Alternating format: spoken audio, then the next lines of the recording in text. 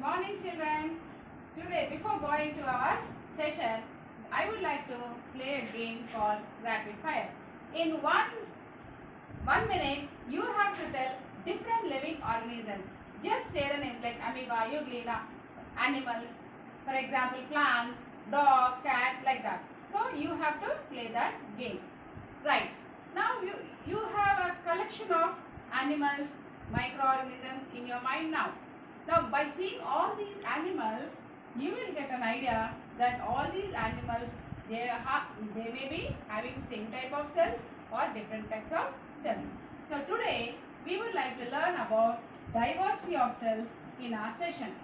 Diversity means differences, variations. Right. Now for example, I'll take a pen. If this pen is in the shape of a rubber, can I write easily? No. So for every substance, for every material, there is a shape, size, so that we can use it easily. In the same way, in a living organisms also, these cells are based upon their shape, their size and their number, divided into three types. They are based on number, based on shape and based on size. First one will take up based on the number. If the cells are having 1, then they are called unicellular organisms. If a particular animal, for example, paramecium, amoeba, bacteria, yeast, example, these come under unicellular organisms. Why? Uni means 1. Uni means 1. If they have only one cell, then it is called unicellular organism. In this cell only, they will do all the different life process. For example, respiration, excretion, reproduction, growth, etc. We will take up one microorganism, that is a unicellular organism, amoeba. If you see this amoeba, it will have irregular shape. With these protruding ones, they are called as pseudopodia. They are called as pseudopodia. Pseudo means false. Pod means feet. So they are just extension of their body. They are called pseudopodia. With this pseudopodia, they will capture the food material as well as for movement also. These pseudopodia are helpful. Next, we go to multicellular organism. Multi means many. Multi means many. Cellular means cells. We can take up plants and animals. In plants, so many parts are there. For example, some cells are there in this. They are called xylem and phloem.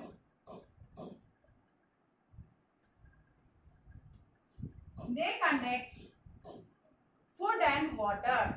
For example, the cells of the outer part of the plant, they are called epithelial cells. These cells are used for the protection, storage, etc.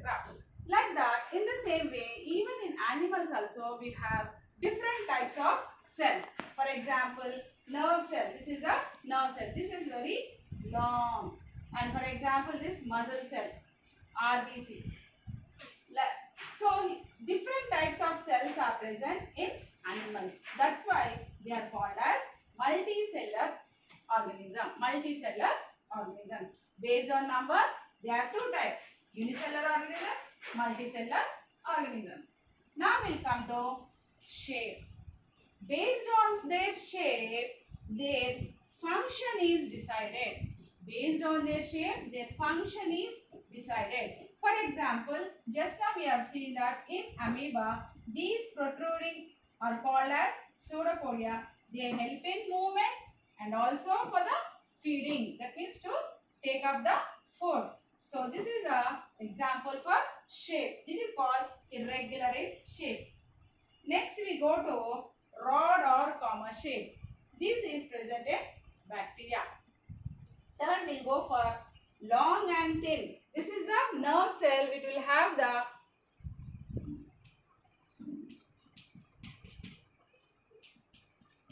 This is the nerve cell which is having nearly 1 meter in our body. So why it is long means it has to transport, it has to give the message from brain to different organs, from different organs to brain. That's why they are very long, nearly 1 meter in size. Nearly 1 meter in size.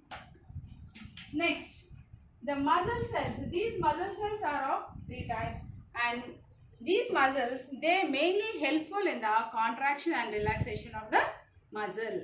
Contraction and relaxation of the muscle.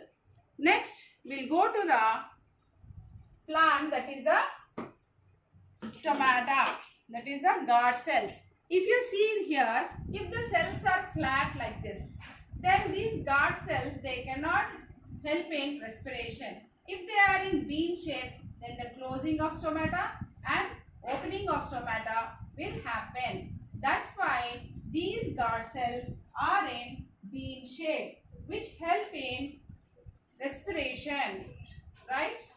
Next, we'll go to circular and biconcave cells. It is seen in RBC. These RBC are in biconcave. That means in the middle there will be depression and there will be thick. It is called biconcave, like this, biconcave. So these biconcave cells can squeeze into the capillaries.